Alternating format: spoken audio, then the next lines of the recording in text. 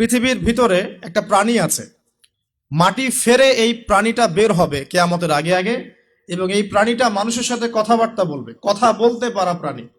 এ যতক্ষণ বের হচ্ছে না কিয়ামত হবে না ইনশাআল্লাহ তাআলা। দুখান বা ধোঁয়া, এই পুরো পৃথিবীর আকাশটা একটা নির্দিষ্ট সময় পর্যন্ত ধোঁয়ায় ছেয়ে যাবে, এবং হতে পারে, আল্লাহু আলাম, হতে পারে যে সূর্যের আলো পৃথিবীতে পৌঁছাবে না, এমন ধোঁয়া হতে পারে। পুরো পৃথিবীটা ধোঁয়ায় ছেয়ে যাবে। এটা সূরা দুখানের মধ্যে বলা আছে।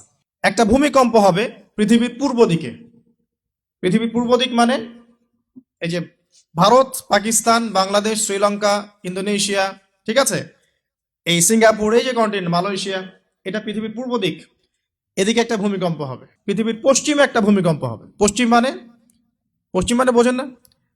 পশ্চিমা বিশ্ব না, সৌদি আরব না, পশ্চিমা বিশ্ব, ব্রিটেন, ফ্রান্স, জার্মানি, তারপরে এই যে রাশিয়ান কন্টিনেন্ট, হ্যাঁ, ইউক্রেন, এইদিকে আপনার আমেরিকা, এই পুরো পশ্চিমা বিশ্ব, এখানে একটা ভূমিকম্প হবে বড়।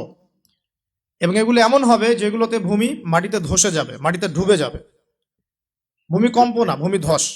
পৃথিবীর মাঝখানে মধ্যপ্রাচ্যে একটা ভূমিকম্প হবে, যেখানে আমাদের সো কল্ড আমিরুল মুমিনিনরা থাকে।